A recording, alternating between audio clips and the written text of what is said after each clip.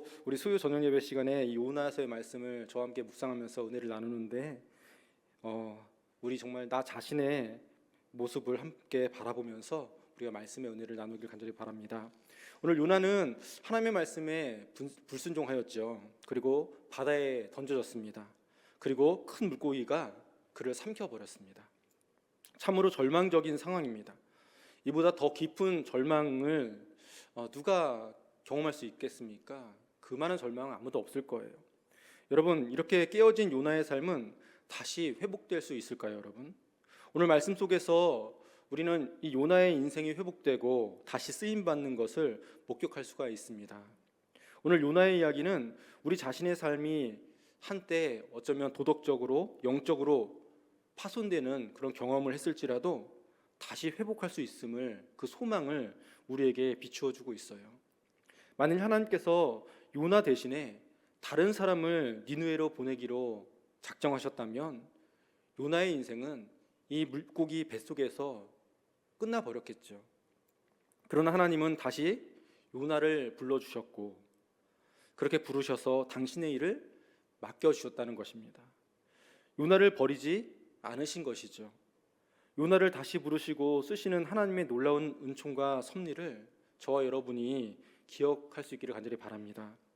하나님께서 쓰실 사람이 없어서 요나를 부르신 것이 절대 아니라는 것입니다. 하나님의 은혜가 하나님의 부르심 속에 있는 거죠. 이 하나님의 은혜만이 우리를 회복하게 할 수 있다는 사실을 저와 여러분이 기억할 수 있기를 바랍니다. 오직 하나님의 은혜가 아니하면, 그 은혜가 아니면 우리는 다시 설 수가 없다는 것이에요. 자, 이처럼 우리의 인생이 회복되기 위해서 우리가 해야 할 일 한 가지가 있습니다. 그것은 바로 하나님의 음성을 다시 듣는 것입니다. 하나님의 말씀을 우리는 다시 들어야 해요. 우리는 매일 하나님의 말씀 듣고 있지 않습니까? 근데 어떻게 하나님의 말씀을 다시 듣습니까? 하나님께서 요나에게 두 번째로 말씀하십니다. 요나서 3장 1절 2절 말씀이죠. 여호와의 말씀이 두 번째로 요나에게 임하니라 이르시되 일어나 저 큰 성읍 니느웨로 가서 내가 네게 명한 바를 그들에게 선포하라 하신지라. 이 말씀은 요나서 1장에서 주신 하나님의 말씀과 똑같습니다. 하나도 변함없이 똑같습니다. 그러나 요나서 1장에서의 요나는 하나님의 주신 말씀을 전혀 듣지 않았죠. 하나님은 똑같은 말씀을 다시 하십니다. 하지만 하나님께서는 우리에게 한 번만 말씀하지 않으시죠. 하나님은 한 번만 말씀하지 않으시고 또다시 말씀하시는 하나님이십니다.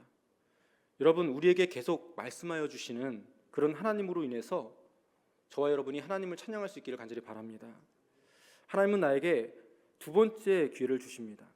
이 은혜 때문에 하나님의 백성들이 인생의 실패에서도 다시 재기할 수가 있게 되는 것입니다. 그러나 애석하게도 많은 사람들은 하나님의 말씀에 관심이 없는 거죠. 우리 말씀을 또 보겠습니다. 욥기 33장 14절 말씀입니다. 하나님은 한 번 말씀하시고 다시 말씀하시되 사람은 관심이 없도다. 사랑하는 여러분, 또 한 번 우리에게 다가오셔서 나에게 말씀해 주실 때 여러분의 귀가, 마음이 열리시기를 간절히 바랍니다. 우리는 사순절 기간을 보내고 있지 않습니까? 여러분, 이 기간 더욱 주님의 음성을 들을 수 있기를 축복합니다. 이것이 우리의 회복의 시간이 될 것입니다. 요나는 이제 말씀을 듣고 말씀에 순종합니다. 요나서 3장 3절에서 4절 말씀입니다. 요나가 여호와의 말씀대로 일어나서 니느웨로 가니라. 니느웨는 사흘 동안 걸을 만큼 하나님 앞에 큰 성읍이더라. 요나가 그 성읍에 들어가서 하루 동안 다니며 외쳐 이르되 40일이 지나면 니느웨가 무너지리라 하였더니. 요나가 순종을 결단했을 때 그것은 결코 쉬운 일이 아니었을 것입니다. 거대한 니느웨를 상대로 하나님의 말씀을 선포하는 일이라고 생각해 보시기 바랍니다. 니느웨라고 하는 적국의 수도에서 그들의 죄악을 외친다는 것 쉬운 일이 아니죠. 그들의 멸망을 전해야 합니다. 이 도시에 누구도 절대로 환영하지 않을 것입니다. 누가 이 메시지를 들을 수 있겠습니까? 이것은 어쩌면 죽음을 각오하는 일이어야 할 것이고요. 어떤 수모를 당할지 어떤 아픔을 당할지 정말 그 고난을 상상할 수도 없는 일입니다. 그러나 내가 가는 길이 어려운 길이고 고난의 길일지라도 그 길을 걸어가야 하는 것이죠. 이 길은 요나가 한 번도 걸어가 보지 못한 길입니다. 그저 하나님의 명령대로 갈 뿐이죠. 요즘에도 교도소 사역을 하는 교회나 단체들이 있을 거예요. 예전에는 더 많았던 것 같습니다. 그래서 예전 목사님들께서 교도소에서 설교를 많이 하셨다고 하는데 이야기 들어보니까 처음에 그 목사님들이 많이 그 어려움을 겪었다고 해요. 왜냐하면 들어보니까 처음에 목사님들이 교도소에서 설교를 하는데 이 설교하면서 이 교도소의 세계에 대해서, 교도소 안에 대해서 전혀 모르고 그저 복음을 전하겠다는 열정으로 했는데 그것이 잘 먹혀들지 않았다는 거죠. 많은 목사님들은 이 교도소를 경험해 보지 못했기 때문에 그저 설교단에서 설교하는 것처럼 그들에게 다가갔더니 처음에는 좀 실패가 있었다는 것이죠. 그러나 오늘 니느웨 사람들에게 심판을 외치는 요나는 어떤 경험을 했습니까? 그 자신이 하나님의 심판을 경험했어요. 정말 하나님의 심판이 있다. 정말 죽을 뻔했습니다. 죽을 뻔했던 그가 니느웨 백성들에게 너희들도 죽으리라 이렇게 외칠 때 그 한마디 말씀 속에는 놀라운 힘이 담겨 있었습니다. 그가 경험한 대로, 그가 지금 죽다 살아나는 대로 하나님을 멀리했다가 하나님의 명령을 듣지 않았다가 죽을 뻔했었던 그 경험을 그대로 가지고 있는 것이죠. 첫 번째 명령을 받았을 때 요나와 이 두 번째 명령을 받았을 때 요나는 육적으로는 같은 사람이지만 절대 같은 사람이 아닙니다. 첫 번째 명령을 받았을 때와 두 번째 명령을 받았을 때 요나는 전혀 다른 사람입니다. 첫 번째 명령을 받았을 때 요나는 하나님을 그저 머리로써 알고 있었습니다. 그러나 지금 두 번째로 명령을 받았을 때는 하나님을 온몸으로 체험한 요나였습니다. 그는 지옥의 입구에까지 떨어졌다가 가까스로 올라온 사람이에요. 이 두 번째 요나가 그 심판의 실체를 아는 사람입니다. 그런 무서운 심판을 경험했고 지독한 절망을 경험했고 체험했습니다. 불순종할 때 하나님께서 용서하지 않으시고 멸망에 던져 넣으신다는 것을 그가 확실히 체험했고 느꼈고 깨달았습니다. 그는 곧 자기가 경험한 것을 증거하기 시작했다는 것이죠. 여러분, 자기가 믿지 못하는 것을 다른 이들에게 말할 수 있겠습니까? 다른 사람들에게 내가 믿지 않는 것을 믿게 할 수 있겠습니까? 그는 40일 후에 니느웨가 멸망할 것이라고 확실히 믿고 있습니다. 아마 니느웨 성이 생긴 일에 요나와 같은 설교자는 보지를 못했을 거예요. 그는 외쳤습니다. 이 죄인들아, 시간이 없다. 40일 후면 끝장이야. 그런 심정으로 설교를 했습니다. 지금까지 이렇게 하나님의 말씀을 외친 사람은 아무도 없었습니다. 이런 식의 설교는 절대로 들어본 적이 없죠. 그런데 여러분, 이것이 설교입니까? 아니면 저주입니까? 너희 망할 거야. 너희 잘못해서 망해. 지금까지 사람들은 니느웨 성을 바라보고 니느웨 성을 찬양하기에 바빴습니다. 요나는 지금 어쩌면 물고기 뱃속에 있다가 나왔기 때문에 생선 비린내를 풍길 수도 있었고요. 그렇지 않더라도 몰골이 말이 아니었을 거예요. 깨끗하지는 않았을 거예요. 그런데 그런 사람이 어디에서 갑자기 나타나서 겁도 없이 소리를 지르고 있습니다. 그의 메시지는 단 한 문장이에요. 40일이 지나면 니느웨가 무너진다, 망한다. 그러나 그것은 하나님이 주신 말씀 그대로였습니다. 요나는 하나님의 말씀 그대로 외쳤습니다. 요나의 선포는 단순하지만 그 가운데 힘이 실려 있었습니다. 비록 사흘 길을 다녀야 니느웨 성을 관통할 수 있었지만 그는 하루만을 다니고서도 마치 천둥과 번개처럼 그의 선포가 니느웨 성 전 지역을 내리쳤습니다. 그리고 기상천외한 일이 일어나기 시작했는데 성경이 이렇게 말씀하죠. 요나서 3장 5절 말씀입니다. 니느웨 사람들이 하나님을 믿고 금식을 선포하고 높고 낮은 자를 막론하고 굵은 배 옷을 입은지라. 요나의 담대한 이 외침이 놀라운 결과를 낳고 있습니다. 요나는 하나님의 말씀을 전했을 뿐인데 하나님 말씀이 그 말씀 자체로 직접 역사하고 있는 거예요. 사람이 말씀에 부딪힐 때 인생의 변화를 겪게 되는 것입니다. 남녀노소 말할 것 없이 모든 백성이 참여하는 이 회개 운동은 왕에게까지 영향을 미쳤습니다. 요나서 3장 6절 말씀입니다. 그 일이 니느웨 왕에게 들림에 왕이 보좌에서 일어나 왕복을 벗고 굵은 베옷을 입고 제 위에 앉으니라. 하나님 앞에서는 세상의 신분도 지위도 지식도 재물도 아무 소용이 없습니다, 여러분. 니느웨 왕이 보좌에서 일어났습니다. 그리고 보좌는 권세의 자리를 말하는 것 아니겠습니까? 앉아서 천하를 호령할 수 있는 자리이죠. 그런데 니느웨 왕은 그 보좌에서 스스로 내려옵니다. 유대인의 탈무드에는 이런 이야기가 있습니다. 어느 날 바벨론의 느부갓네살 왕이 하나님 앞에 경배하고자 했습니다. 그래서 허리를 굽히고 경배를 하고 있는데 갑자기 천사가 날아와서 이 느부갓네살 왕의 머리를 세차게 내리셨다고 하는 거예요. 이 느부갓네살 왕은 아니 하나님께 경배하려 하는데 왜 그러십니까? 항의를 했습니다. 그때 천사가 이르는 말이 내가 왕관을 쓰고서 하나님을 경배하겠다는 것이 무엇이냐? 책망했다는 것이죠. 여러분, 우리는 분명 왕은 아닙니다. 우리는 분명 왕은 아니지만 스스로 만들어 놓은 권좌에 앉아서 우리는 살아가고 있지 않습니까? 우리 스스로의 인생의 주인이 되고자 하는 것, 우리 스스로 삶을 결정하려고 하는 것, 그것이 바로 내가 권좌에 앉아 있다는 것을 보여주는 것이죠. 우리 성도들은 우리가 앉아 있는 권좌에서 내려와야 합니다. 느헤미 왕은 권좌에서 내려와서 굵은 베옷을 입고 제 위에 앉았죠. 잿더미 위에 앉아서 왕이 할 수 있는 고백은 무엇입니까? 나는 죄인으로소이다. 이렇게 하는 고백 외에는 전혀 할 말이 없어. 그래서 왕은 철저한 회개를 지시합니다. 요나서 3장 7절 8절 말씀입니다. 왕과 그의 대신들이 조서를 내려 니느웨에 선포하여 이르되 사람이나 짐승이나 소떼나 양떼나 아무것도 입에 대지 말지니 곧 먹지도 말 것이요 물도 마시지 말 것이며 사람이든지 짐승이든지 다 굵은 베옷을 입을 것이요 힘써 하나님께 부르짖을 것이며 자기 악한 길과 손으로 행한 강포에서 떠날 것이라.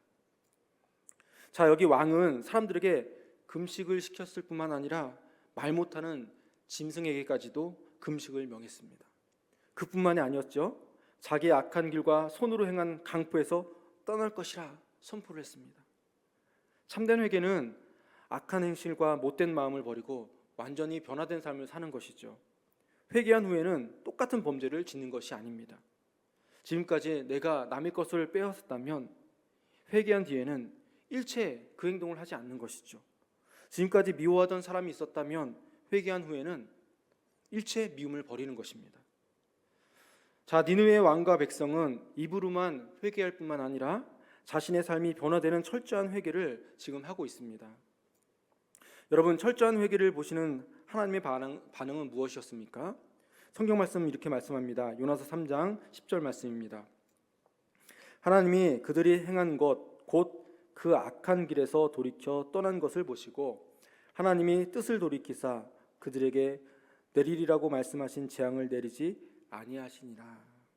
여러분, 그런데 놀라운 사실은 하나님은 그들이 베옷을 입은 것을 보았다고 말씀하지 않고요. 그들이 잿더미 위에서 있다고 앉아 있는 것을 보았다고 말씀하지 않습니다. 그들이 그 악한 길에서 돌이켜 떠난 것을 보았다라고 말씀하고 있어요. 정말 행위가 중요한 것이 아니라 정말 그 본심을 보였다는 것이죠. 그때 하나님께서 당신의 뜻을 거두셨습니다. 하나님은 그들을 용서하셨고 하나님의 심판은 즉각 취소되었다는 것입니다. 그렇다면 애초에 니느웨를 향한 하나님의 본심은 무엇이었을까요, 여러분? 도대체 하나님의 본심은 그 뜻은 무엇입니까? 정말 니느웨의 멸망이었습니까? 니느웨의 구원이셨습니까? 여러분, 하나님의 본심은 정말 악한 악인이라도 그들의 구원에 있습니다. 철저한 회개를 통한 구원의 은총이었던 것이죠. 옛날에 아주 관대한 마음을 가진 왕이 있었다고 합니다. 이 왕은 얼마나 관대했던지 아무리 큰 잘못을 한 사람이 있을지라도 그 잘못을 인정하고 잘못했습니다. 제가 다시 새롭게 시작하겠습니다. 고백하는 그런 사람들에게는 언제나 용서를 해주었다고 합니다. 그런데 용서를 끝내 받지 못한 신하가 한 명 있었습니다. 그는 너무나 큰 죄를 지어서 용서받지 못한 것이 아니었습니다. 어떤 왕의 특별한 미움을 받아서 용서받지 못한 것도 아니죠. 그 신하는 끝까지 잘못하지 않았다고 고집을 부렸기 때문에 용서받을 기회를 잃어버렸습니다. 아무리 악한 사람도 다 용서를 받는데 이 신하만큼은 용서를 받지 못했다고 합니다. 그의 자존심과 고집이 은혜의 통로를 틀어막고 있었던 것이죠. 당시 니느웨는 제국 아시리아의 수도였습니다. 세상 많은 사람들을 위해서 군림하던 그런 도성이죠. 세상 모든 사람들이 우러러보던 도시였습니다. 남 부러울 것 없는 그런 도시입니다. 근데 여러분, 문제는 남들이 내 모습을 정확하게 비추어 주지 못한다는 것이죠. 사람들에게 비친 내 모습은 여러분 정확하지 않습니다. 내가 누구인지 하나님 앞에 설 때에만 비로소 우리는 정확하게 내 자신을 알 수가 있습니다. 하나님 말씀 앞에 설 때에만 누구나 자기의 본 모습을 볼 수가 있다는 것입니다. 내가 지금 어디에 서 있으며 내가 지금 어디로 가고 있는지, 이 니느웨 사람들은 죄를 짓느라 자신을 돌볼 시간이 없었습니다. 그들은 이제 하나님의 말씀이 요나의 입에서 나왔을 때 비로소 말씀 앞에서 자신을 분명히 볼 수가 있었습니다. 오늘 우리에게 필요한 것이 바로 이것이죠. 우리도 항상 하나님 앞에서 나를 볼 수 있어야 하는 것입니다. 여러분의 어떤 긴 이력서 뒤에, 여러분의 긴 신앙의 영역 뒤에 숨기지 말고 내가 어디에 있는지 정말 하나님 앞에 매 순간 설 수 있어야 한다는 것입니다. 그래서 우리는 예배를 드리며 말씀을 듣고 또 말씀을 읽고 기도하고 하나님 앞으로 날마다 나아가는 것 아니겠습니까? 자, 여기 니느웨 백성들이 발견한 하나님의 눈에 비친 자신들의 모습은 무엇입니까? 제국의 어떤 큰 제국의 시민도 아니었고 부자도 아니었습니다. 용사도 아니었습니다. 그들은 그저 40일이 지나면 처형될 사형수들이었습니다. 니느웨 사람들은 말씀 앞에서 자신들을 똑똑히 보았습니다. 그랬더니 사람은 물론이고 짐승에게까지 정말 지금까지 썩지 않은 부분이 없었다는 것이죠. 그래서 니느웨 사람들은 자신의 그 죄악된 모습을 발견하고 하나님 앞에서 자신을 극히 낮추었습니다. 그들은 굵은 베옷을 입고 제 위에 앉아서 회개를 드렸습니다. 오늘 우리도 말씀 앞에서 우리 자신을 발견할 수 있다면 용서받을 기회가 있습니다. 하나님 말씀 앞에서 우리 자신을 발견하고 뜨겁게 회개한다면 니느웨 사람들도 용서하신 하나님께서 반드시 저와 여러분도 용서해 주신다는 사실을 기억하시기 바랍니다. 니느웨 성의 백성들에게 기회를 주신 하나님께서 우리에게 반드시 기회를 주십니다. 니느웨 사람들은 제 위에 앉았습니다. 제 위에 무릎 꿇고 앉아 있는 것은 심판받을 죄인임을 고백하는 행위입니다. 그들은 스스로 하나님 앞에서 멸망받을 죄인임을 인지하고 있습니다. 그리고 자신들의 삶을 바꾸었습니다. 이전의 습관을 버리고 하나님 앞에서 새 삶을 살기로 작정을 했습니다. 여러분, 회개는 나의 죄에 대하여서 유감스러워하는 마음이 아닙니다. 회개는 옛날의 방식을 버리고 새로운 방식을 가지고 살아가는 것입니다. 백성들과 함께 회개를 드린 이 니느웨 왕이 바랐던 것은 무엇이었을까요? 그것은 바로 이것입니다. 요나서 3장 9절 말씀입니다. 하나님이 뜻을 돌이키시고 그 진노를 그치사 우리가 멸망하지 않게 하시리라. 그렇지 않을 줄을 누가 알겠느냐 한지라. 니느웨 사람들에게 지금 40일의 기간이 주어졌습니다. 시계가 움직이고 있습니다. 이 40일은 니느웨 도성의 모든 사람들과 짐승들에게 주어진 유일한 시간이죠. 하나님은 얼마든지 소돔과 고모라처럼 즉시 니느웨를 심판하실 수도 있었습니다. 불과 유황을 부으실 수도 있고 땅이 꺼지게 하실 수도 있고 어쩌면 외적을 사용해서 침입을 받게 하실 수도 있습니다. 오늘날 어떤 사람들은 하나님은 너무나 우리를 사랑하시기 때문에 하나님은 심판하지 않으실 것이다 라고 믿기도 합니다. 저는 이런 이야기도 들어봤어요. 하나님은 너무나 우리를 사랑하셔서 내가 무엇을 해도 다 용서하실 거야. 실제로 내가 이 기독교를 떠나서 불교가고 스님이 되어도 하나님은 사랑이 많으시기 때문에 다 이해하실 거야. 이렇게 극적으로 말씀하시는 분도 저는 들었어요. 여러분 생각은 어떠십니까? 여러분, 그것은 어쩌면 착각입니다. 사실이 아닙니다. 의로우신 하나님은 정말 죄를 용서하실 수가 없으세요. 죄를 심판하지 않으실 수가 없는 거예요. 그러나 하나님은 단 시간을 주십니다. 우리가 하나님께로 돌아갈 시간이 있다는 것은 얼마나 복된 일인지 모릅니다. 하루든 이틀이든 일주일이든 한 달이든 40일이든 기회가 있다는 것이 얼마나 놀라운 축복입니까, 여러분? 오늘 여러분에게 얼마간의 시간이 주어졌을까요, 여러분? 오늘 우리에게 주어진 시간을 헛되이 보내지 마시기를 축복합니다. 이 40일 동안 니느웨 사람들은 요나가 선포한 메시지를 듣고 회개하였습니다.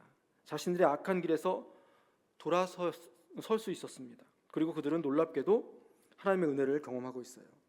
마침내 그들이 악한 길에서 완전히 돌아선 것을 보시고는 하나님은 작정하셨던 그 재앙을 취소해 주셨습니다.